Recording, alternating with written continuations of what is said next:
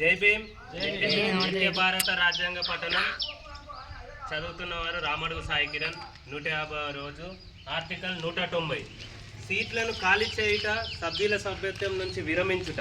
ఏ వ్యక్తి కానీ రాష్ట్రంలోని శాసన మండలికి చెందిన 2 సభల్లోనూ సభ్యుడిగా ఉండరాదు. ఉభయ సభలకు సభ్యుడిగా ఎన్నికైన వ్యక్తి ఏదో ఒక సభలో తన స్థానము లేదా సీటును ఖాళీ చేయుటకు రాష్ట్ర శాసన మండలి శాసనం ద్వారా నిబంధించవలను. 2.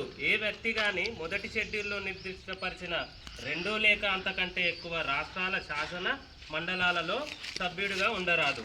ఒక వ్యక్తి 2 లేక అంత ఎక్కువ రాష్ట్ర శాసన మండలంలో సభ్యులుగా ఎన్నికైనచో అప్పుడు రాష్ట్రపతి చేసిన నియమంలో నిర్దిష్టపరిచిన కాలావధి ముగిసిన తర్వాత ఆ వ్యక్తి ఒక రాష్ట్ర శాసన మండలిలో తప్ప మిగతా రాష్ట్ర శాసన మండలిలో తన స్థానముకు అంతకు ముందే రాజీనామా ఇచ్చి ఉంటే తప్ప అన్ని రాష్ట్రాలలో శాసన మండలాలలో సీట్లను ఖాళీ చేయవలను.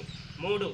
రాష్ట్ర శాసన మండలిలో ఏ సభలోనైనా సభ్యుడైనను 191వ ఆర్టికల్లో క్లాజు లేదా క్లాజ్ 2లో పేర్కొనబడిన ఏదేని అనర్హతకు గురైనచో లేదా స్పీకర్కు లేదా సందర్భానుసారం చైర్మన్కు తన సంతకంతో కూడిన రాజీనామా లేఖ వ్రాసి ఉండి దానిని ఆయన అంగీకరిస్తే అతను తన సీటును ఖాళీ చేయవలను. అయితే సబ్ క్లాస్ బిలో పేర్కొన్న విధంగా ఏదేని రాజీనామాను ఇచ్చిన సందర్భంలో అందిన సమాచారంను బట్టి లేదా ఇతర విధంగా తాను యుక్తమని తలచి పరిశీలన జరిపిన తర్వాత స్పీకర్ లేదా సందర్భానుసారం చైర్మన్ను బట్టి అట్టి రాజీనామా స్వచ్ఛందమైనది కాదని లేదా నిజమైన కాదని గడిగా విశ్వసించో అట్టి రాజీనామాను అంగీకరించరాదు.